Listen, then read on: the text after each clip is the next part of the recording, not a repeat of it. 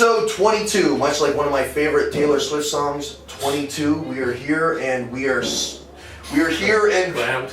we're crammed in the closet of the Brickhouse Gym, and we've got a very special guest, a very controversial guest, Kevin Cannon and Mark Merric. I took the spotlight on that one. Yeah, I had to steal it. I think this is the first time in a while we've had the whole crew here crammed in and our special guest. So we're going to have a lot of voices going, a lot of pretty faces to look at. Before we get to any of that, JT of the Brickhouse Gym has some wet lube here in case we get a little bored on the podcast and want to change directions. You knew Travis was coming. Right beside the screwdriver, so take that for what you will. Screw job. We're going to be talking a lot about Mark Merric, his career, his promotion, later in the program. I must say, I don't think I've ever had anybody on the program that I've heard guys say they want to fight as much as you will. See, I ask questions about that all the time, and everyone's like, I have no idea, I know nothing about it. So, the amount of guys over the years that said, I'm going to fucking beat up Mark Merric when I see him is a mile long. So Those guys shake my hands. I bet they do. They do the same thing to me, so I completely relate to that. So we're going to have some fun at other people's expenses later in the program. Yeah. But first we're going to have some fun talking some WWE and WrestleMania. It's WrestleMania season. It's right around the corner. It's getting announced by the day. What's everyone's excitement level going into the big show this year? I think they're trying to focus on matches that can have quality matches rather than marquee matches by the looks of it right now. You know, like they got a lot of steam off the whole Jericho and Styles thing, so they're rolling with that. You know, they want to give Kevin Owens a singles match, hopefully, with Sami Zayn, right? You know, like, so they're not worried so much about getting the marquee guys in. They're more worried about, like, okay, let's get a couple of those guys in, but let's get a couple matches where people can be like, fuck, that was a good match, you know. I'm curious to the train of thought on that, because we've talked before about how WrestleMania always sells itself. No matter, that's the one pay-per-view a year everyone puts their money down on, regardless if they're following the rest of the year or not.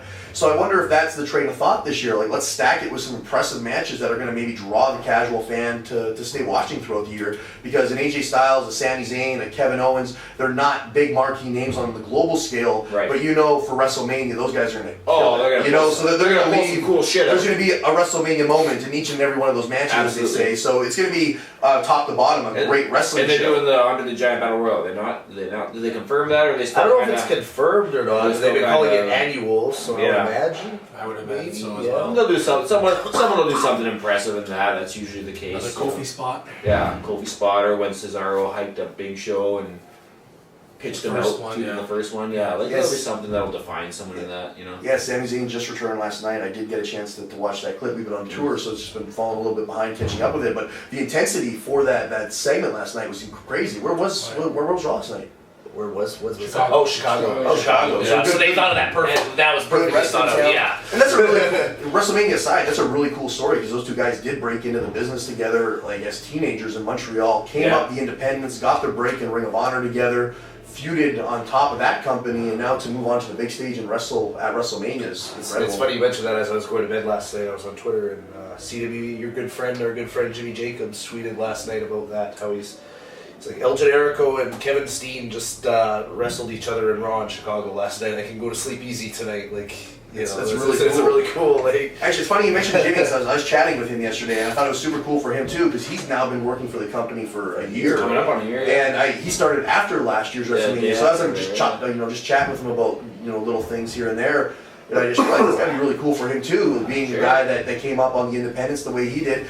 And I, congratulated him on that as well. He's getting to book his first WrestleMania, which is pretty cool to be able to be on the right team and Stooge to finish off for gambling purposes. Oh, I'm gonna be hitting him up. So maybe we should make that. What's the match everyone's most excited about? You know what? And a lot of people will disagree with me. I think Lesnar Ambrose has a lot of potential. I think there'll be. That match should be great. Yeah, I think there's gonna be some cool shit in that. You know what I mean? Like, Ambrose is never one to shy away from doing what it takes to do and taking a beating. You can go on YouTube and watch Ambrose going through light tubes in front of 50 people. Yeah, so in front of 100,000 against Brock Lesnar at WrestleMania, it's gonna be crazy. And he's super over right now. Yeah, Brock's super he's over. got all kinds of fucking steam going into it. So the atmosphere for that match is gonna be off the charts. Yeah, it's gonna be good. And I don't know who said it. I don't know if it was one of the boys or someone at work, one of my casual friends.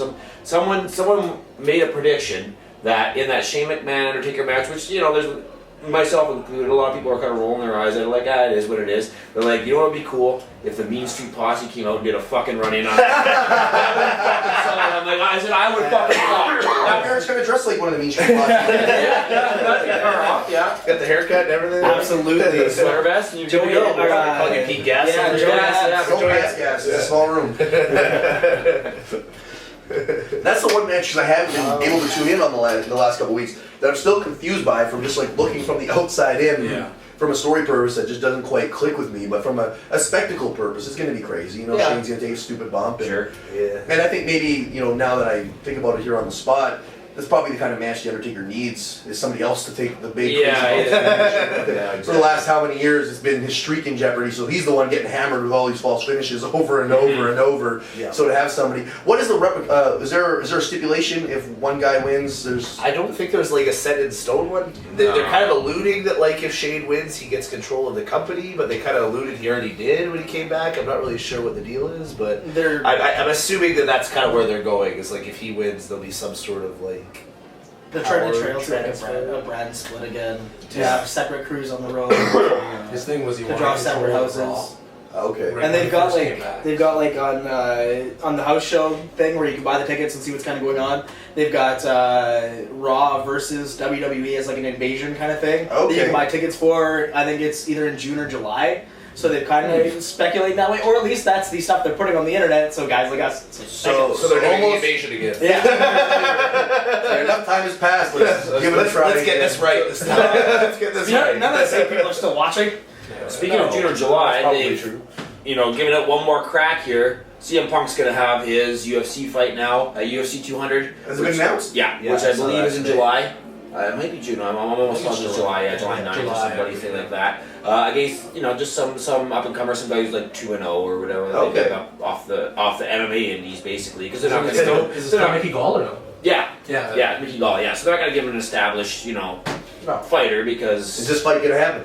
if he doesn't get injured training, Hope so. that's just it, right? There's a training. July's a long time away. July's a long fucking time away. That's 4 months to get concussed or cut or whatever the hell it means. Worst case scenario, if this fight doesn't happen, that's got to be done, right? Like you can't. No, they'll keep. Can he still milk it that long? Oh fuck, they As long as know what we're talking about. 2.5 years already. I mean, Yeah, Like it has to happen. Yeah. Like I don't follow UFC, but just from listening to everybody else that does, it's happening. like people want to see it, Yeah. and having that interest has got to. Look how many years people talked about Sting coming to the WWE and. But it wasn't as special as if he would have done it 10 years ago. No, of course, but it still happened. It was cool, It still but- happened eventually. Yeah. like. No matter what they advertise, tickets aren't refundable, so he can be fighting until the night before. And oh, we want our tickets already. The pay-per-view's bought. Didn't make weight. No, Yeah, that's crazy. sorry, you're 201. You're supposed to be 199. Can't do it. Will the interest wane? Maybe, but I'm sure it will happen eventually. Will people be as interested? Who knows? Yeah, well, every wrestling fan is going to have to buy it for that first one. For that one. Every wrestler is going to Sure, buy it. like- So it will Even draw a that lot of first interest. Lesnar fight, Yeah. the buy rate spiked on that one. So in hindsight, I guess it will it will generate interest. Now, if they can really capture people and he can come out the gate hot with a really entertaining fight, then they'll capture everybody again. That's not even the That main. lightning That's in a supposed bottle. to be Rousey's come back on that same card as well. Oh, wow. Trying to line up, right? So they're trying Yeah, to it'll really, be So we stack. stack it up. Oh, it's Yeah. a WrestleMania. So is right? she You- getting her- Their July show is always their big. So is she getting her shot yeah. first? Yeah. And then That'd Home be will shit. get her rematch against whoever wins that. No, home will fight this other bitch that won on Saturday. I can't remember her name. And Kevin Cannon's off to the races. A little late for you, actually. On International Women's Day, nonetheless. Is it? Oh, yeah, Yeah, Rob leapfrogged you on the Travis's Dean Okay, I joke. was actually at a place. I was like, I placed money on Misha Tate, right? The chick that went over on Holly Holm, and then I think it was in the second round. She had her good and like a good chokehold kind of thing, and I forgot that like my buddy's wife was home and she's just in the other room, and I'm like shouting like, "Tap, you bitch!" Just like this shit talking her, and he's like, "Man, my wife's in the other room. She's gonna get hot." Talking like that, and I was like, "Oh yeah, fuck." Yeah, that's right. Hashtag Hamilton. Back to the possible brand split. Is there any rumors on how that would take place? Because NXT is its own brand. It's super indie. Yeah. So if Raw and SmackDown are to break up again like they did, 10 years ago, Yeah, whatever it was. what's gonna make the brands different? Is it just I don't know. I think the idea would be that Shane would run one, and I don't think they've Stephanie really just sorted out run any the other, or- details It hasn't on it. been Like, discussed? no, as far as like bringing in new separate championship belts like they did before or anything like that, they haven't really. It really wouldn't be that hard. No, You throw they haven't really Intercontinental got on one, you yeah. throw United States on the other. the reason it didn't work last time is because the Invasion flopped. It was Yeah. booked horribly. Yeah. So by the time, But the Invasion was the biggest drawing pay-per-view outside WrestleMania ever. people were ecstatic. But for then it. the night after. Yeah. That's like what you said. The though, angle about as a whole the dropped. interest Yeah. was there, and then it just went. So Too many guys sitting out their the contracts. brand extension happened after the Invasion was done. So Yeah. the interest in the business had dropped. Sure. And because they didn't get a lot of those big contracts, they didn't have the depth on each side. So Yeah. SmackDown was a great wrestling show, but it didn't have the star power. Raw had the star power, it didn't have the work because they were so split trying to. And they're just trying to split up, fix what wasn't broken. They split up the Dudleys, they split up the APA, they split up the Hardys. Like they're splitting up all their established tag teams too. Yeah. I think that was a step in the wrong direction for them. And they eventually, all those teams, they eventually, put back Right. together Well, as working units. Now with so- now with NXT, yeah. all they have 100 guys in developmental. They've got guys on NXT. They've got established guys in Raw and SmackDown that aren't getting TV time. Now I think they've got the depth to do it. They can have two separate brands and they can be strong, and the Sure. wrestling could be good. And they're cherry picking guys off the indies, so there's always going to be Yeah. that flow. Where 10 years ago they weren't taking guys off the indies; they were just taking green guys out of developmental. So you had this learning curve of the roster having 30 green guys on there, all trying to learn and get over at the same time. Where they now have guys that are coming in with world experience, they can just plop in and they can make an impact right away. So And I think a big hindrance on the angle last time was people wanted to see the entire WCW roster come in, and like I said, it wasn't happening. They Like wanted the big Booker names. T was your biggest draw, that was cool. But then the next step down was what Chronic and Canyon, like DDP. or DDP, yeah, exactly. But like Steiner was sitting they out, buried. yeah, Yeah. they buried, yeah. Like, but Steiner was sitting out, Goldberg was sitting out, Hogan, Hall, and Nash were sitting out. Like all these guys were riding out their contracts and just coming in, kind of a year later, 7, 8, 9 months later, like staggering them all in, and it didn't have the impact if they'd had all those fucking Flair, like if they'd had all those guys on that Invasion pay-per-view and then gave that But they've push. never really had any luck with any kind of brand extension. Because even when they tried the ECW brand, it immediately became like the bastard child brand. Yeah, it was that they- more or less velocity. Yeah, Yeah. like they didn't really put any effort into making it its own brand. When Yeah. it could have took what they had and made it work, but if you watch the Paul Heyman DVD, he talked about how they started getting handcuffed right away, and it was kind Well, of they didn't it have a was- different it was- style. It was just the same shit. They just didn't Um, want yeah, Yeah. it was superstars. it was exactly. They And had, ECW. they had a little effort, from what I remember, until that pay-per-view did nothing. And even with that pay-per-view, you still had Kurt Angle and the Hardy Boys and Randy Orton and all those guys on that show as the ECW, and it didn't draw anything. And if you got the Hardys and Angle and all those guys on it that didn't draw you anything just because it said ECW and not WWE on the marquee, well, then you just kind of forget about it because you lost so much money. Apparently, part of the problem there too was what the network wanted compared to what they wanted too. Right. The network wanted certain things because it was a sci-fi network. There so was they a- wanted, Vampires.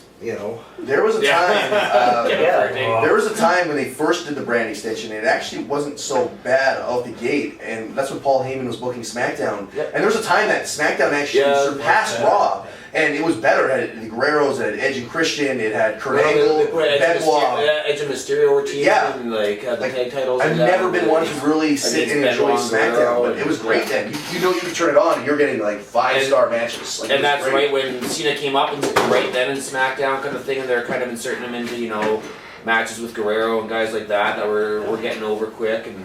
NXT works because they have their own booking team that's not WWE. They Yes. have their own guys that work specifically for NXT. They're not micromanaged by Vince. I wonder if it's even a possibility with the way WWE is structured that they'll ever give somebody like a Paul Heyman or someone like him a chance to say, hey, here's SmackDown, make it your own. Because if you have that competitive nature between two bookers or two writing teams on Raw, SmackDown, NXT, all trying to put forth the best product, you've now got They create the illusion of competition. yeah, and it is within your own brand, and that's a good thing because you want guys going out there saying, "Hey, we want to draw a bigger house than Yeah, SmackDown." all we that wanna- money's going to the same bottom line at the end of the day. Right. When you have the So- same head, polling favorites. We want Raw to be the top brand. And this is kind of be here. Well, then you're I don't know if putting they a would glass ceiling. Yeah, I don't know if they would ever do it with Raw and SmackDown. Like, I don't think they have an issue doing it with like a brand like NXT or something else that they would put on the network, like this this cruiserweight tournament gimmick that they're going to do. I'm sure that won't be anything to do with Vince. That'll be whatever other writing team or separate. That's completely separate from NXT. Yeah, that's separate from NXT. That's separate from everything. And that'll be whoever, they're going to give someone the ball to run with that. Be like, okay, book this, get some guys, get some matches together. Let's see what you can fucking do because we're putting it on the network and it flops. Whatever. It's on the fucking network. We're not killing, and that's kind 3 hours of Raw with it. Yeah, and that's kind of the cool thing about the networks. You're going to see guys getting that opportunity now because they need so much content. So, hey, we can have a cruiserweight show. Maybe we'll have a tag team show, a girls show. You can do a little bit of something for everyone now and get new faces on TV that aren't on the big brand. Right. And Raw and SmackDown is your entertainment style wrestling. NXT is your traditional wrestling or your progressive wrestling, whatever you want to call it. So it's a unique time. I think 2016 is going to be really cool as these things start to unfold. Like you see the cruiserweight tournament, and if they do a brand split, all it's going to do is create more job opportunities and more guys getting. You're going to have to cut like 30 pounds to get in that cruiserweight tournament. Yeah. Better get on it. put all that weight on, and I gotta. Before we take our first break, speaking of NXT, they have TakeOver. That's their big event that they do. They've got one coming up for WrestleMania weekend. What's on the docket and what's everyone excited about for it? Nakamura and Sami Zayn. I'm hoping that Owens just attacks Zayn on that show before WrestleMania, and just has some sort of just punchline to it. Even if he attacks him right out of the gate before the match happens. There's got to be some kind of funny finish with that, which is not the ideal way to debut somebody, but if Sami Zayn's going into WrestleMania the next night in a high-profile debut match against Kevin Owens, and then you've got Nakamura, who they want to headline their Japan tour coming up, you can't, They really just put Nakamura in that match. They don't really do fuck finishes down there, though. I can probably count on my hand the number of screwy finishes they've had since. So is it an ideal first matchup for them? Because one way or another, somebody gets hurt. They might just put Nakamura in the match. Like there is the argument that a great match keeps everybody strong, but if Nakamura loses his first match there and Sami Zayn loses his first match going into WrestleMania. But that's kind of Sami Zayn's thing is that he loses matches. Yeah, I was gonna say that. I think that can kind of be his If underdog. anything, that would be like part of his underdog. There's no way they couldn't work that. And they're gonna eventually do something on NXT with all these Bullet Club guys, right? And that might be the catalyst for that too. That's another issue I guess we should probably address. Is that going to get plugged or pulled at WrestleMania? You think? Apparently, the rumor is the day after the Raw after. It's not going to be an NXT thing. It's going to be a Raw thing. Oh no shit! And then Baylor will debut. So I assume that means that he's losing his belt to TakeOver. Who's he wrestling at TakeOver? Is it Samoa Joe again? Yeah.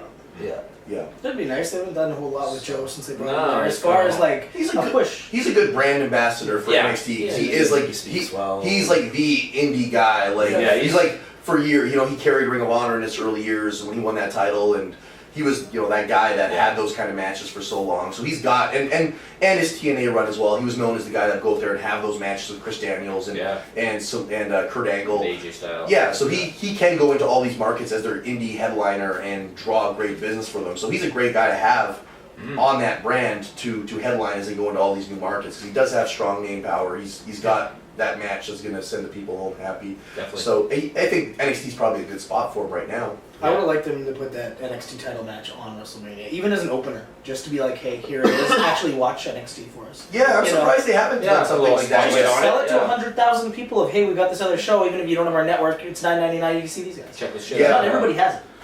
I'm sure there'll be like an 8-man thrown on there at some point. There's a bunch of guys. So Battle we'll Royal. take our first commercial break, and then we're going to get back and talk Mark Merric.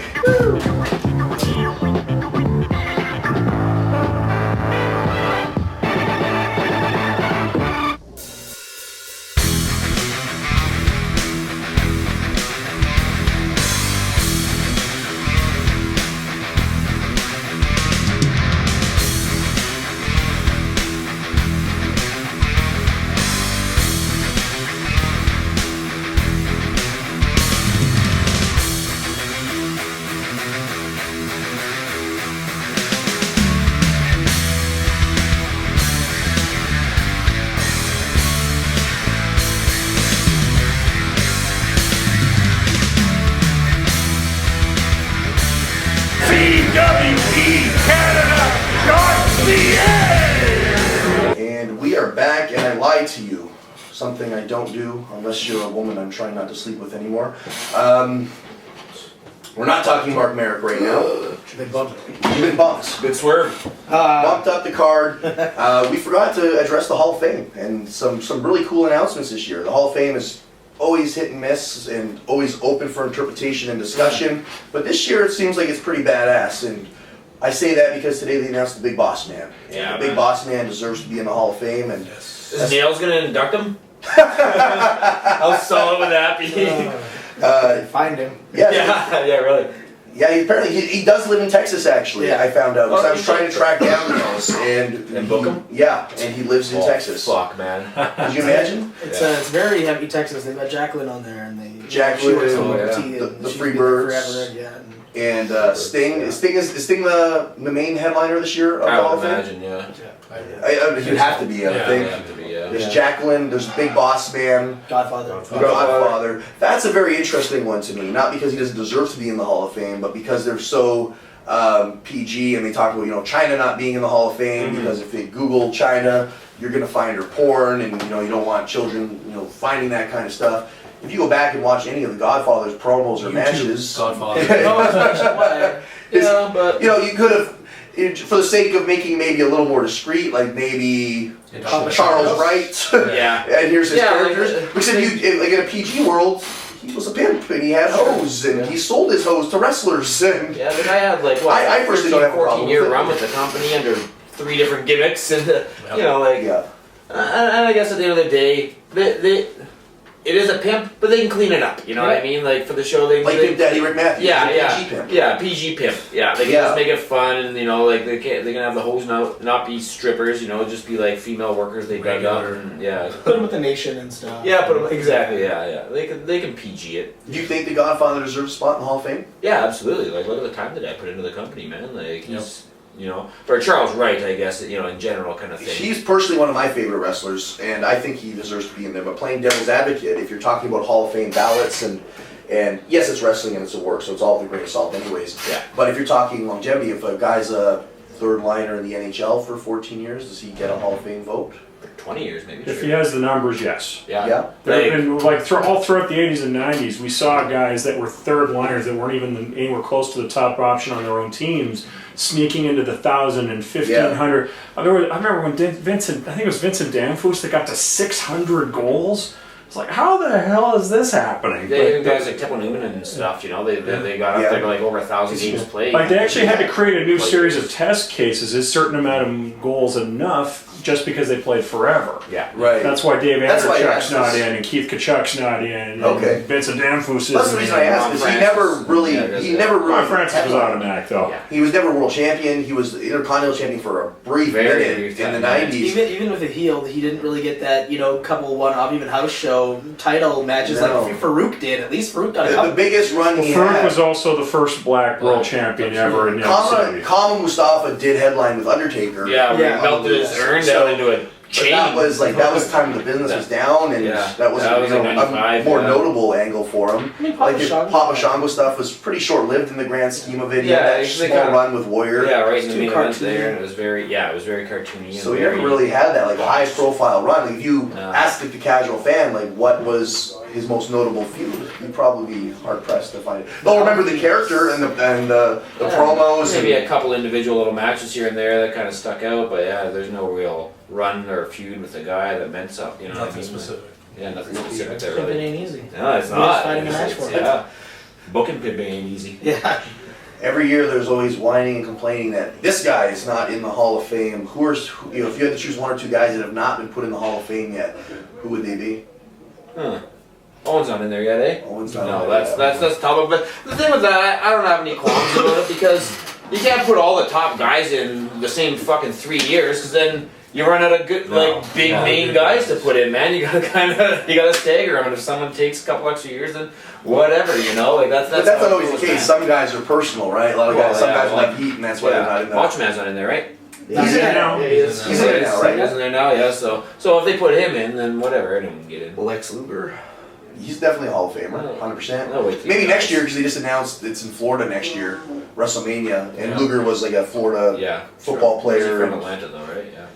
How about No, I think he's from Chicago, actually. Build him from Atlanta. I think he's from Chicago, but he played ball in Florida. But Yeah. he was and a Southern Toronto? guy. And Toronto. He was an argument. Yeah, Lex Luger's a good argument because he's Steiner Brothers is a tag team. He's one that he does. Steiner Brothers is a tag team, Yeah. 100%. Question for you guys. How about Demolition?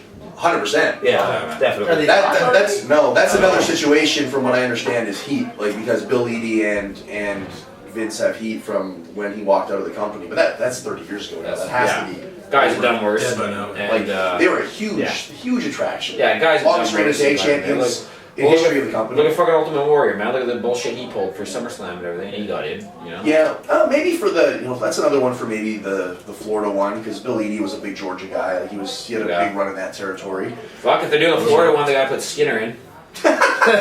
He's a Florida. They have to. put They Skinner in. have to. Man. Well, for the Or work plus he's all done the behind the fucking scenes, training and all shit. the Yeah, overhead like, you know, like. If I had to choose some that aren't in there yet, that boggles my mind. Rick Rude. Yeah. It's crazy to me how he's not in there. He's one of the most high-profile stars. Maybe when they get this new Minneapolis stadium built, they'll do a Mania there in a year or two. Yeah, maybe because it was supposed to be in Minneapolis Yeah. next Next year year. instead of Orlando. But Yeah, no, Well, that's- if they do a Minneapolis one, he's fucking for sure Yeah. on that one. Then Owen Hart, but that's a matter of time now. That's They've just the released the Martha. They've DVD. already done the DVD. Yeah. or And- Bulldog. Yeah, the British Bulldogs. Yeah. Both of them should be in there. But Yeah, that's not- isn't there There's no way Dynamite goes in. Not Isn't there heat alive. with Davey too? Like, Sorry? isn't there heat with Davey? Not really heat with Davey. Just he did a bunch of shady shit in his life. I don't think Davey had heat on his way out. Like, he got... No, like, no, but just like he's kind of. I guess that's half the So fucking many, boys. yeah, 'Cause all of them do. that book his ex-wife wrote about like him drugging her and feasting her in her sleep. And stuff. Yeah, from what Harry says, the like his mom won't let them use the name. Yeah. And they could put in Davey Boy Smith or whatever, but she won't let them use anything. Yeah, Bulldog apparently. She wouldn't even like that's how for on a random story. I was with Harry when he got like that vest back, like the British Bulldog one. Yeah. Somebody like got that stuff from her and gave it to him Oh, wow. because he wouldn't go to see her to get any of it. Like she wouldn't let Oh, him I any didn't know stuff she or either. anything. Yeah. Wow. So she Yeah. won't let anything happen. Like they won't make money off of his. That's crazy. His Bulldog was on top his entire Yeah. career. Like, Oh We've never fuck been that at DVD. SummerSlam in '92 or whatever Yeah. it was. That was huge, man. Wembley. he went with First WCW briefly. He Yeah. was on top, and Oh then yeah, he came they're back. teamed up with Sting against Vader and whoever the fuck it was. Mid-90s, he was Yeah. on top, like with Lex, and then when they did the Heart Foundation stuff. and Sure, then- still a European champion when they Yeah, actually yeah. made it like a big And- deal. And Yeah, Dynamite and then he Kid. did that whole gimmick with Shawn Michaels for a bit, like he feuded with him, and Yeah. went into that Rumble where they were 1 and 2, and then they finish it off, Yeah. and kind of was the catalyst for Michaels' big push. And Dynamite Kid is just a pioneer of the business. Oh, fuck like, yeah. Like, from that alone. Anyone else jump out to you? No, I mean, Giant Gonzalez. I think I because got it's Lex and Texas that they Bulldog just were put the two in. main ones. Like I mean Booker T's already in, but because it's Texas, they just put in Harlem Heat together just Yeah. to get Stevie Ray. Here's a job for 5 Sure, years. here's Yeah. Oh, yeah. Next year, if it's in Florida next year, got Midnight Express with Jim. Yeah, they got to be. I don't know if Jim's going to get in there. No, He's got heat again. Yeah, not All, I would induct all 3 wrestlers that were the real Midnight Express and Cornette. That's how I would do it. Eaton, Lane, and Condrey with No. Jim. He had that little sign with him at the Fed picking up his check. There. There's so many guys if you go down the list. You On talk the, about, you talk about Midnight Express. There's the Rock and Roll Express. There's so many. Like, Just be a case of like, oh, what are we releasing on the network this month, or what DVD? that's Those the guys will all get in kind of over time. Well, that's the way it when kind of they're- is. There's kind of the main. Yeah. There's the main headliner, and then there's some regional ones that were important to that area. Yeah. And then you have your couple, your garnish, like your Boss Mans and your Godfathers and stuff like that. And yeah, they try to now, especially with the network. That's probably where Godfather makes it in because they want to promote guys from all eras.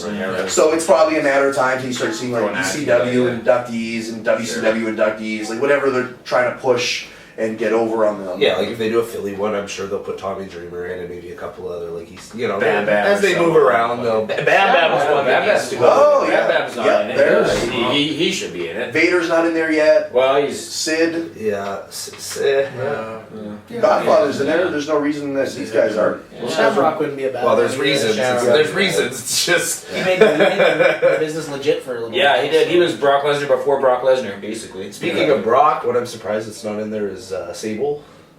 Well, Yeah. Just with him being on good terms, I'm surprised she's not in I there. think she was the first one with fake knockers to show up. No, Sunny. Sunny. Was she before? Yeah, she Sunny did. was like 6 months. But she didn't have like ridiculously huge ones though. Like I'm talking, we were like, all right. How can you be sure Bull Nakano didn't have fake hands?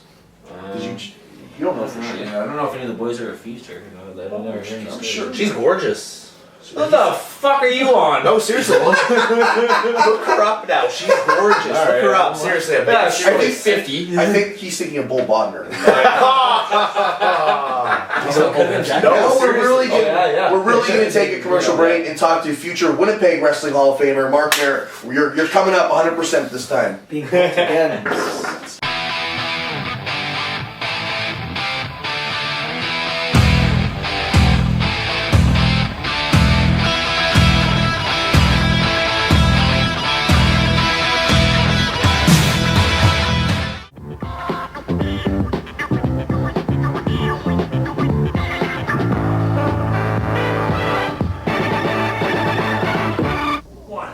And we're back for the third part of our podcast, and now we're going to discuss Mark Merric. Controversy. Controversy. There we go.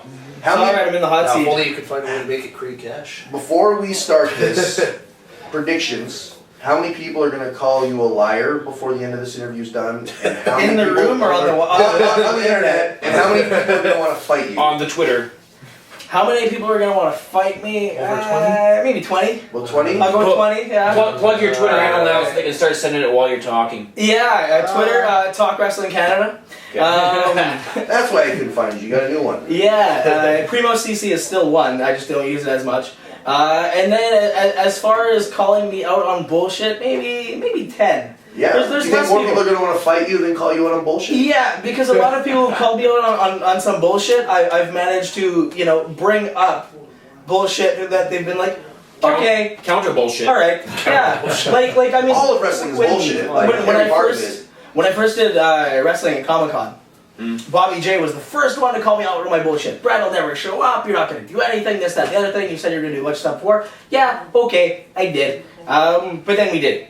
And then he was like, oh, okay. And then he was like, yeah, I know if you need a hand, I'll come out and help you. And a lot of guys who have shit on me over the years have been more inclined to help me. Just not so much that they want to help me, just so much that I don't tarnish the business in any kind of way. And I never planned to.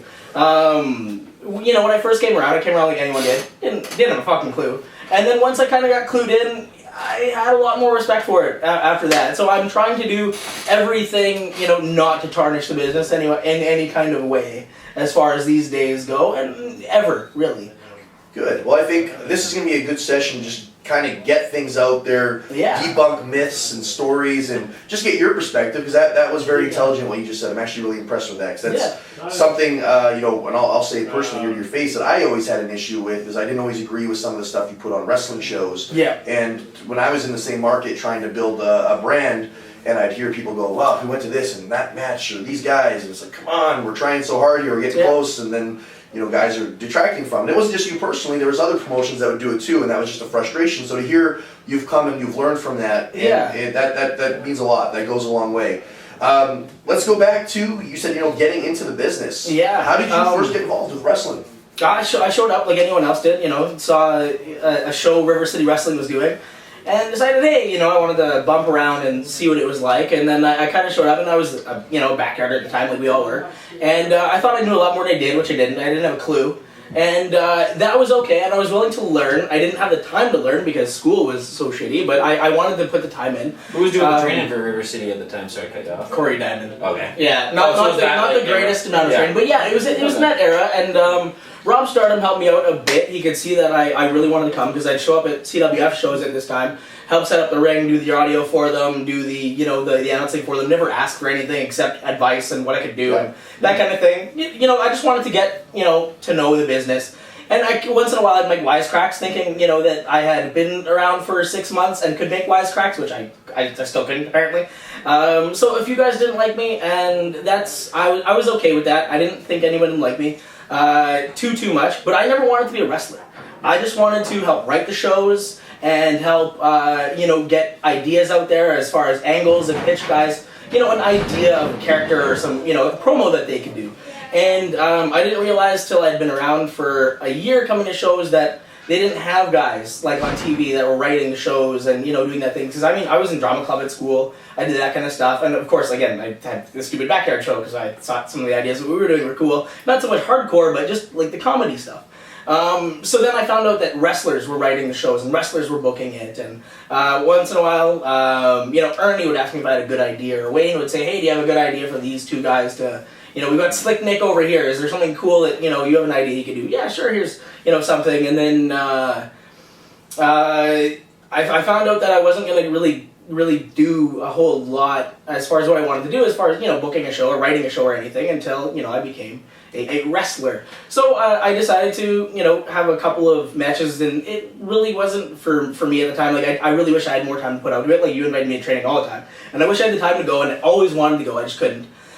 So finally, after I was done school, I met an outfit in Minnesota who was willing to give me, the time in the ring, even with as little as I knew. And then they messaged Rob Stardom, and because Rob had done a few things with me in the ring, and they were like, yeah, use him. He can put on a little match for you, and whatever. And then I went there for a good solid 2-3 years every Saturday. And I learned what I could from the guys that were there, and then again they were limited too, because it's Minneapolis and that kind of thing, and then smaller towns like Cass Lake and Ball Club, and then Is this with the Widowmaker? Yeah, With the Widowmaker. Yeah, and then I remember when you came around in 2003. I think maybe it was Wayne or somebody said you were claiming you were trained by Lance Storm and Chris Jericho.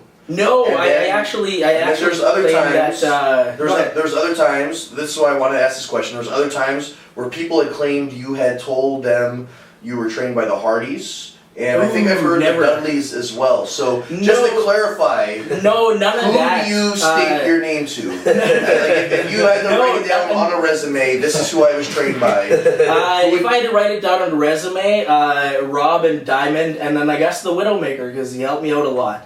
But no, again, when I was a backyard kid and I didn't know anything, I thought, again, I knew enough shit to get myself on top my way onto a show. Did you perhaps fabricate to Wayne that you were trained? Yes, I did. I fabricated to Wayne that I was trained so I could get on a show or so until I found out that I didn't know anything. And then I had talked too much shit to retract myself at that point. So then I just became the camera guy, and then this guy, and then anybody who was in the ring at the time when I showed up to help, who would get me in the ring or teach me a thing or two, I just shut up and listened, and Rob was good to help me, and then Ernie liked having me around, because again, I would show up on time, and I would do, what I was asked to do, and not really ask for anything. And then Did you start working with Wayne first, or did you start working with Ernie first? I just really did a couple of things with Diamond, because Diamond was my friend at the time, and then I did some video for Wayne, because Wayne wanted me to do video, and I was doing a video programming at school, so I would do little videos for them. But as far as actually being asked to show up and do things and be like a regular on the show, with Ernie. Okay. Yeah. So looking back now at that time in the locker room, you mentioned you fabricated to get yourself onto the show, and in all honesty, a lot of those guys weren't trained either. So who gives a fuck?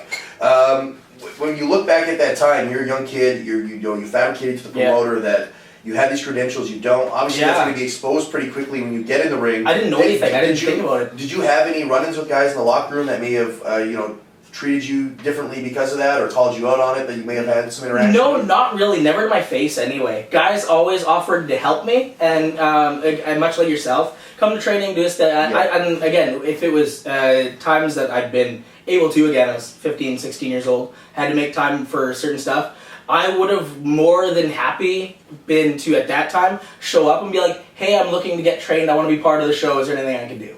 Not thinking that was the way the business was.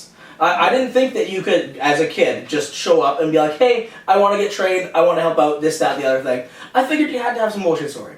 Or something like that. And that was the way I thought it was until I got to know anybody. Because I didn't know indie wrestling existed. I didn't know any of the guys were local. I didn't know any of that. Like, say you go to a small River town. City Wrestling, you can just show up. you really can. You just show up and Some of the guys did. But I thought that's the way it was. And if I had been educated for 5 minutes before that you could just come down and train and learn, probably never would have happened anything like that. I would have just been happy to get in the ring and been trained by somebody that I enjoyed seeing that night and just worked hard with the guys, again, when I could, because I didn't have the time. I would have loved to try as much as I could have just to try. I guess you have balls. Like, I wouldn't want to go into a locker room and say I knew how to wrestle if I didn't, because I'd be worried I'd get the shit kicked out of me. Again, the second they realized they knew I couldn't wrestle. Yeah, I couldn't imagine putting myself into that predicament. Yeah, no, again, it was that dumb backyard mentality that I wish I hadn't had at the time, but I did. But then after I'd gone to Minnesota for so many, weeks and months and Saturdays, that was a long fucking drive, Rob gave me a spot on some SPW shows doing a few things here and there, and I had a few decent little matches, and I still I wasn't comfortable working there because of all the heat that I knew that I had from before. So that's I liked working for Rob, but that's when was a lot of the scene just from being dishonest early in your career, or was and I really wish I could have just made up for it as opposed to just kind of having to put my head down and that kind of thing, because I liked a lot of the guys, like, genuinely, like, I didn't come in the business trying to snuff anybody or want to, like, work anybody over. I just didn't know at the time that that's the way it worked, and I wish I did. If I had 15 minutes worth of education, like I said, as far as how indie wrestling worked, I would have just showed up like anyone else. Here's some money, put me in the ring, show me what happens. And I would have loved for that to happen, as anyone else does. And then, I try to get any of the kids that are interested in wrestling to do the same thing. I pass up Chance's number, I pass up Mental's number, any of those guys, here, go, get them. They're way better to train you than I do. I'm just a guy who has, half-assed, wrestling training, who I fill some spots on the show, but I more than anything just like to book the show and write the show. That's it. You mentioned Steeltown Pro Wrestling. I remember being at an event where AJ Sanchez slapped you in the face. Yes. Why did he slap you in the face? In the ring or not in the ring? It was outside the ring. If I recall correctly, he finished a match. And no, it was in his entrance. No, you finished a match. Yes. And then you were sitting in the front row after that, and the guys had to come over for a lumberjack match. I think AJ took offense that you were sitting in the crowd. After the match, my girlfriend at the time and my son were sitting. That's where they were sitting. And I just went and sat with them. I wasn't going to sit there long. I just went and sat with them, and I might have been there for a good 5 minutes before I was going to go back into the locker room, because I hadn't taken my bags out or even really got undressed or anything. And then AJ just he smacked me, and I didn't realize that was a smack of, don't come and, sit here right after your match, as opposed to, real heat. And after that, I thought it was real heat. And I was just like, I would have just liked to ask him. I was like, okay, sorry, I didn't really know the etiquette there. Because, my kid and my girlfriend were sitting there. Had they been sitting in the back row, I probably wouldn't have had as much heat. But the fact that they were sitting in the front row, I feel bad looking at it now. Right. And I tell all the guys now not to do it because I was stupid enough to. But that's just... So in hindsight, it was a lesson learned and... Yeah, absolutely, because I haven't done it again. So you were working for Steeltown. It wasn't long after that you decided to start running your own shows. Is that because you wanted to get into that end of the business more so than the wrestling end, or was it a matter of I'm sick of guys slapping me out in front rows? No. I'm going to do my own shit and tell these guys to F off. I didn't actually even plan to run my own show. It just kind of happened that way. Because I was working for New Brand Wrestling at the time, and I was working for Rob. The Mass Messenger? Yes, the Mass Messenger. It was mainly Diamond who was booking that show, but yes, the Mass Messenger. I went to C4, because I was good buddies with them for a while, and I was like, hey, can we have a wrestling show? That kind of bullshit. And he was like, So I pitched it to Rob and Chi-Chi if they wanted to do it. First thing, I was like, we could do this, we could do that, blah, blah, blah, blah, blah. But I want to, kind of say who's going on the card and, how long the matches are. That's it, because I had specific rules from C4 as to what they wanted to do because they'd never done it before. Fine. And I wanted guys who wouldn't show up and burn the venue. Not getting heat on myself, but certain guys have been known to burn venues. And Rob was like, sure, we'll do it. But then he kind of just, didn't think about it again, thinking again, whatever. And then I went to Wayne and Messenger and them, seeing if they wanted to do it. And they really didn't want to do it. And I'm already in this spot. I think the Mass Messenger for Sherry Smith would have been a great choice, actually. You were on that show. I was in this spot where, I didn't really have either guys wanting to do it. So I just called you up and rented your ring, and figured I'll fucking write it and, get the guys myself. Yep. So I got you to do it, and then Harry was already coming, so I just threw you guys together. That was the year you had Brett for the first time. Yeah, right? that was the year we had Brett the first time, which so many people thought he wasn't going to show up. It was never booked. It wasn't this. It wasn't that. You know, I just wanted to make myself relevant for 5 minutes. And then it's way different with you know, booking a guy to do an autograph session than it is booking a guy to show up and wrestle. Sure, a lot of indie guys don't show up to wrestle. It's happened on numerous times, Sabu in this city anyway. But he showed up, we did the job, you know, we drew out crazy. You and Harry had a great match. There was a lot of actual great matches on that show over the course of the 3 days. And that was kind of on a whim too. So I just kind of said, hey, this is like fun. And then I started writing Wayne's small RCW shows, because he was having shows after that, and I kind of had the writing bug. And then when he stopped doing shows, I pitched it to the TV station that we could do something, because nobody was really... I want to get into that Primo stuff, but I kind of want to go back, the Shaw stuff before. I kind of want to take a step back and maybe, you know, reflect a little bit, and maybe get your opinion now, you know, a couple years later on your thought process behind it. Because I remember thinking when you called me for the Comic-Con that it was a great opportunity. Yeah. I said this is a great chance for thousands of people to see local wrestling when they don't know it exists. I thought it was a positive. I was very excited about it. Yep. And then, you know, you're bringing guys like Brett and Harry, and I said, that's great. And then I remember seeing the likes of Matt Gunderson and guys like him as well on the show. Gunderson was in a battle royal because he worked so damn hard. Why are we doing this? And I remember that's kind of where a little bit of friction, you know, between ourselves started, just on a business level, on a personal level. Was I saw this great opportunity that we can promote professional wrestling as a positive, and we've got tons of great guys at your disposal. Like Harry was on the show, there was Royce, there was ATM. You know, there's plenty of. There was Shadow. There's a lot of good guys that were really capable. So guys like that weren't needed whatsoever. But there still was quite a few of them. And I remember sitting down with maybe it was Vance that was there, and a couple others were like, Vance had a really good couple matches. Yeah, like let's. You know, and I remember we approached you and we said, you know, we know this is new to you. This is your deal. But let us help. Let us use our experience to try to guide the ship in the right direction so we can be a positive. But it seemed like it was kind of met with, oh, this is my show, leave me alone, kind of. That's not how and those guys were still used, and that's kind of where that little bit of friction started. We're like, well, if you're going to promote these guys, we don't want to be involved, because we don't want to be associated with Matt Gunderson wrestling in a ring. That's horrible. not, again, when I was booking that show with, you know, guys that I was close with that had given, you know, like a run at, you know, doing it, right? And then when you and Vance talked about, you know, doing certain things, I was met with, you know, I didn't want it to be just overshadowed with, like, you guys had more experience, obviously, to book a better show, but a lot of the guys, like Diamond and Dirty Dick Walker and those guys were like, they're going to just take it away from us, you know. Let's just do what we originally planned and just keep it at that. And I was like, again, at that time, it was my first big deal. I was worried about that, too. I didn't want somebody coming in, it's like, you know, not so much, you know, sabotaging it, because nobody wants to sabotage a good thing, but just taking it away. Because I wanted to prove that I could do it and make it worthwhile. Some of the guys I used purely, and I don't care if I get heat from you guys, I used purely because they'd worked hard up until that point, and they'd done everything that they'd asked to do without asking for anything. Gunderson was in a battle royal because he worked for like fucking 13 hours a day, you know, working hard on doing stuff and setting up and tearing down, and he was there from 6 in the morning till midnight. Didn't ask for nothing except, you know, throw me in this battle royal. Fine, what's that gonna hurt? He's a battle royal guy. He didn't actually have, you know, any kind of big deal. He did a match. It was like Hulk Hogan versus that was his big idea. I think that was the match that made us go, we got to talk to him. Yeah, that was his big idea, and I thought he'd worked so hard that why not? Did you know that like a lot of these guys you were booking were horrible, or was it just being new or being friends with these guys?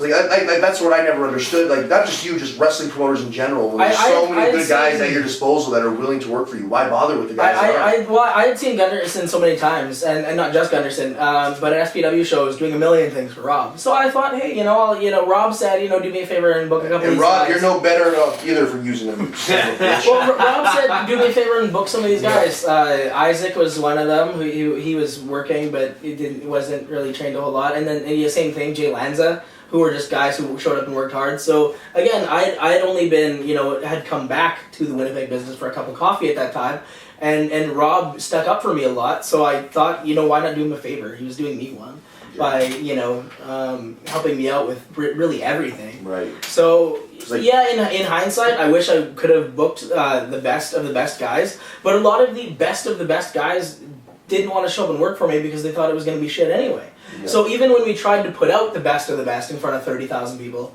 you yourself had that match in front of Harry, in front of probably the biggest crowd that had ever seen local wrestling ever, maybe except for the university, but we'd have to deem that by how many people were actually in that crowd that day. So yeah, a few of the matches might have turned people off, but the ones that were really good were really fucking good. Yeah. They were really good. I mean, we had a huge response the next year too. Yeah. Again, I booked guys that I didn't really know from the States and from other places. We didn't have as many screw-ups the next year. But I mean, Nash and Mark was really good. It was too bad. It was good for a draw, not for a match. But I was mad that your ring wasn't available that day because Wayne's ring was way too small. Yeah. And then I guess It was what it was. I would have changed a lot of things, but everyone has 20/20 hindsight. But at the time, I thought it was just gonna be a lot of fun. Yeah. And there was so much going on. Like, you were there most of the weekend. You saw what the lines were like and what the people were like. There was so much going on that it was hard to do anything without screaming at everybody to just fuck off. I can't even think. Yeah. And you've done the show the last 2 years. It's chaos. You mentioned Zach Mercury, somebody that's always been very tightly associated with your product. What's your relationship with Zach Mercury? We have a good relationship now. In 2014, we didn't so much as a falling out, but of a legitimate suspension as far as legitimate goes in wrestling. We had a falling out. You suspended him? Yes, we had a falling out. We had a falling out in January at the show. Yeah. And then I said, I'm not booking again for a year. A year. Like, that's what he was getting paid good and things like that. Ticket money went missing. Okay. And still, and being mad that I shorted his PO because he hadn't come up with the ticket money. Okay. So I was like, well, until you pay me back, I'm not gonna have you back for basically. I suspended him for the amount of time that I was going to book him and what I was going to pay him versus the money that was missing. So I was like, well, you're going to miss 9 shows because 9 shows where the money's missing. Oh wow. So he didn't come back until the next January when he wrestled Kazarian, and hadn't even talked to him really. Just I was like, hey, it's I don't like to. A lot of the boys like to be buddy with me, just because they're like, hey, I can get a good spot. You have the TV thing. You're drawing big crowds, that kind of thing. I didn't want any kind of, it's fine, you're my friend, that kind of thing. It was just like, this is business, you're out, and I want everybody to know that you're the example tonight. If anybody screws around or loses money, that kind of thing, you're off the show and you can work somewhere else. On your personal relationship with him? Not so much anymore, because we patched things up the next year. But at the time, we didn't have really any real friendship outside of that, just because It was business, but it was friendship at the time because I was giving him such a prominent role in my show and my company, and then he just he went and completely was just not professional, really at all on the business side, and that bugged me because he was my friend and he couldn't just say, I don't have the money tonight, I can get it to you next week. He just said, I don't know, and he made up some excuse of why he sold the tickets too cheap or whatever it was to try and just give him a few bucks when I probably would have given him the extra few bucks for the tickets that he said he sold anyway. Okay. But I mean, I've had problems with, not problems, but guys like, Mike Arnott or whatever, who's like, I don't have the ticket money that's sold today, but I'll get it to you payday. Cool, we're square. You let me know. Not letting me know until I'm making up the PO envelopes where the money's at. It's a little bit much. He's somebody that you have always featured prominently in your promotion. Is he somebody that you would consider a part of management or part of the creative process of the company? No, and this goes back to a legitimate story. And the only reason why I wrestled on my own show that night is. I've been tagging with Harry in the States at Primo's Hardcore in Wrestling. And I had originally booked Harry versus Mercury on that show in January. The first mall show ever, it was sold out. I didn't even want to wrestle on the show. And we're halfway through the show, and Merc talks, and Merc talks, and Merc talks. And you know how Merc talks to book a match. And Harry comes up to me and he's like, "Can we just work a tag match like we always do?" I'm like, "Why?" And he's like, "I don't want to wrestle this guy." And I was like, "Okay." and then I was like, "Okay, well, what do you want me to do?" He's like, "Let's just work a tag match. Find a guy that you can deal with, and we'll put them together." So then we randomly, after JS McStrongarm had already wrestled, I was like, "Hey, can you tag up with Mercury and we'll be in the main event," because Harry had no problem working with Jan because Jan, didn't talk a whole lot, and he was happy just to be in the match. And he was like, "Anytime Merc's in the ring, I'm tagging you in," because I had no problem with wrestling. I had no problems wrestling with Mercury, and any time he would say, "We're going to do this, this, and this, and this, and this," I would just be like, "No, we're not doing that." And that was okay, but Harry didn't want to do it. So that was the only reason I was in that tag match. And then if you look back at any of the shows after that, I hadn't been in any of those key matches ever after that because I didn't even want to be in that match. But I couldn't just be like, "No, we don't have a main event tonight. Sorry." What else do you do? Have you ever had that problem with anybody else not wanting to work with him? No, never. Never. No, I actually had. And as much as Adam Knight likes to write me for a canceled show, which did suck. Anytime I ever pitched Knight to work with Mercury, he's busy that night. He couldn't make that show. Yeah, he always worked every other show I had except when he had to work Mercury that night. He was busy. And then when we were at PCW, it was doing Merc and Knight, and me and Andrew talked about it. Well, Knight's not here anymore. Okay. I've had a couple guys for over that. the years that said I absolutely under no circumstance am I wrestling him. Yeah, Big Cliff is one of them. Big Cliff didn't want anything to do with him. So, I put Merc with guys who would wrestle him because Arian didn't know him from all of them. I was like, "Yeah, you guys have a great match." So I was hoping that would be a good match. Was it? But there was one spot, and I hadn't even watched the footage till, I think a week ago.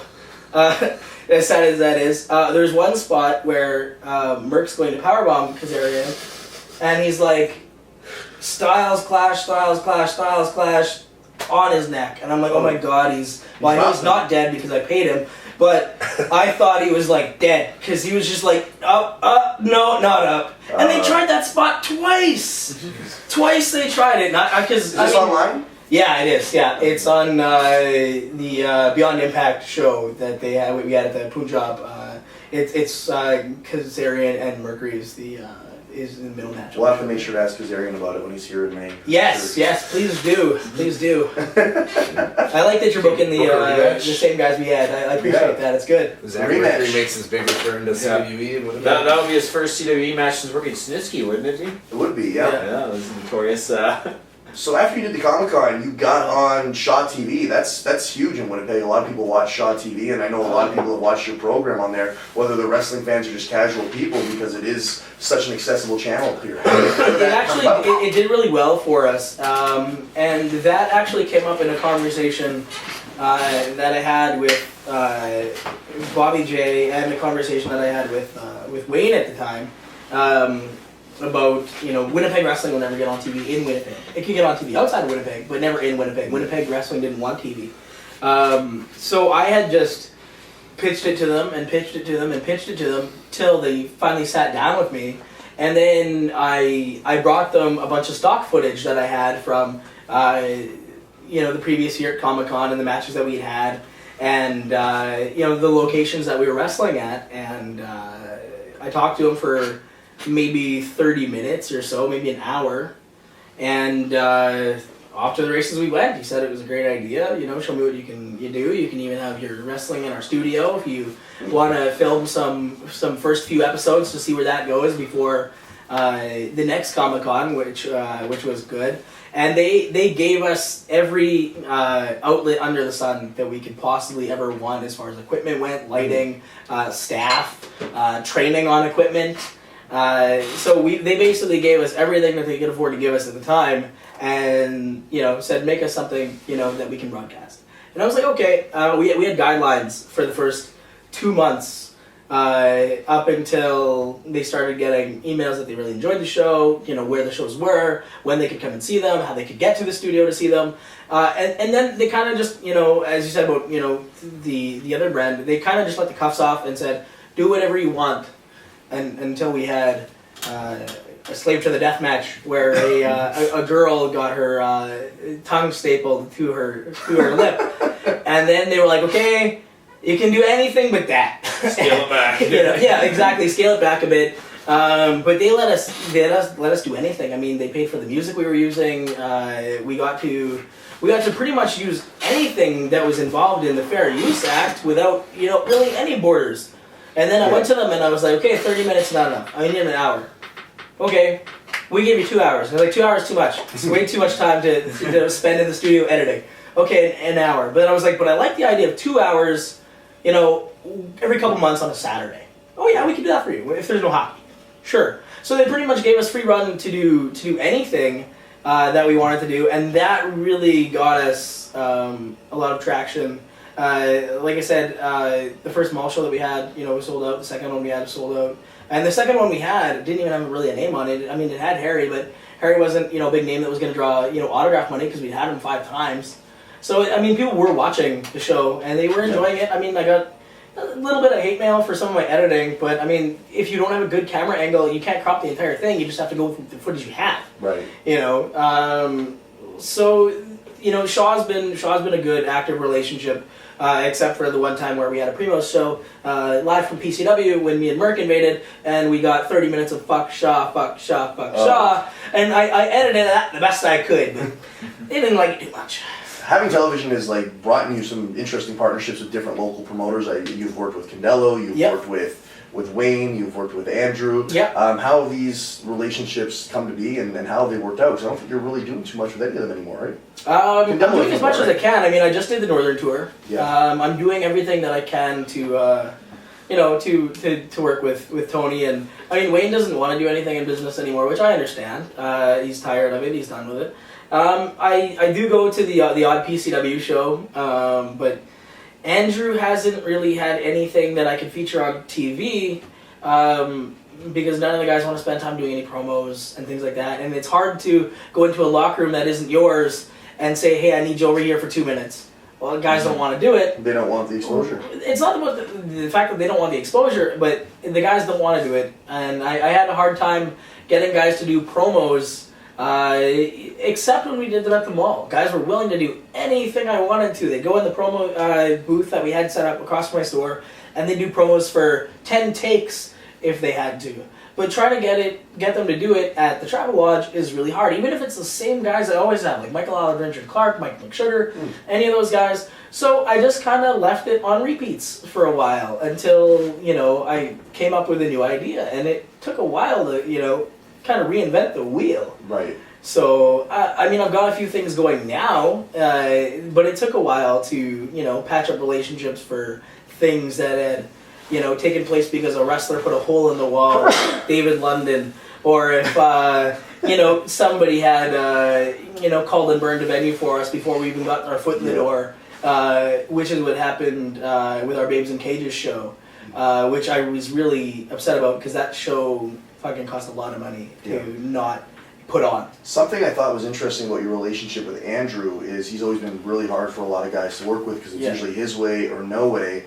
And not only did you partner up with him where you were sharing his talent, but you would also feature his shows on television. What was the dynamic in negotiating how talent was used or how it was booked or portrayed on television? Because he's always been very sticky on, these are my guys, this is how they're being booked, this is how they need to be booked elsewhere. Did you ever run into any situations where you felt that you had to kind of negotiate how guys were used on your shows specifically? We never had that problem. Because my fan base was different than his fan base. So if Jackie Lee came out one night and they were booing him, and then he came to my show the next week, they were still cheering him because that's what they were educated to on Shaw TV. And then when I went to Andrew and pitched him the idea of using the same guys I was using, but on his show to get content, we'd still advertise that, you know, the older crowd could come and see his show. But if they had a title on my organization, I wouldn't want them, you know, getting buried. I mean, wrestling's wrestling, but it's still the same TV show, same bat time, same bat channel. So I would only feature the matches in which the talent looked good, unless it was an angle that I thought was compelling.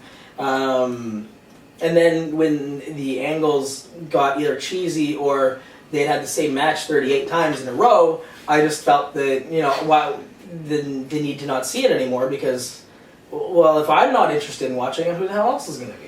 So was it a joint effort between the two of you on how the TV was put together? Or would you just kind of pick and choose from their shows what you wanted to air and then book his guys on your shows how you wanted to use them? We had some ideas of what we were doing. Like we had an angle that lasted a couple of months and then it got lost where me and Mercury and Mike Arnott had jumped Andrew, I canned him in the face, we beat the crap out of him, we cut a promo, it worked out for, that show, and then the show after that, where they just, they completely just buried the angle and we didn't get, it should have been Mike time when it was just throwaway matches. And it was constant throwaway matches to where the angle didn't even matter anymore because, it was cool that they brought in Merc and we were doing things with Mike Arnott and it was getting over-ish. But they kept putting Merc in matches like with Xiao Ming and things like that, which was fine. That's the matches, being a big guy, that he should have been in. But there was a lot of guys who didn't really, want to work with him to the point where, even he stopped going. So it just was something that was... The guys were refusing to work with him? Not so much refusing to, but the plans that we had on paper just never came to fruition. Okay. And it just got lost. As a lot of indie angles do, especially when Andrew stopped working there for a while. Like, he stopped running events for a while, especially not consistent ones. So it's hard to keep somebody in a consistent angle for 4 weeks on TV when you don't have any more to show them till 3 months down the road. It just wasn't a good idea anymore. Because then we had to put in filler. And I don't like having filler. In any sense, because I take pride in the way we were directing the show for so long, that just to throw them in filler was just kind of like, fuck you, you're gonna watch it anyway. And I didn't want to have that. Right. So as much as I didn't want to put on repeats, I at least wanted to put on repeats of the best matches that we had and the best content that we were able to provide for them.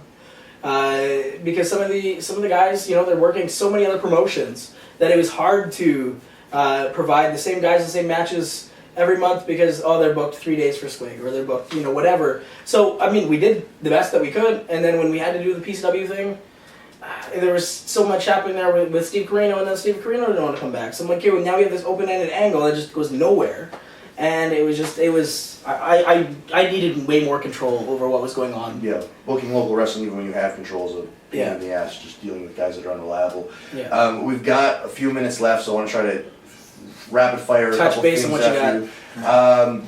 You talked about that show at Wheelies that was canceled. Yeah. That created a big controversy as a lot of talent were booked. People were excited about this show. Flights were booked. Yep. Tickets were Flights bought. were paid for. Then the show was canceled on minimal notice. Some fans claimed they didn't get money back, and you were off the same day to Cuba, so it left people wondering what in the heck happened. Where did my money go, and why is he gone to Cuba? Anybody who wanted a refund for that show was told that they could come into the store and get their cash or their debit back, and if they had paid via credit card, because we didn't have a system for repaying on credit card, that they would just get a free entry to the next show, which we didn't end up having for a little while until Canada Day, which was free anyway. So, we tried to do what we could do. But we planned to have that show at the Wheelies.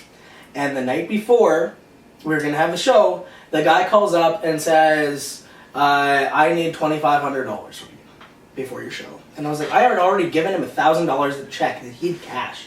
And then I was like, well, why?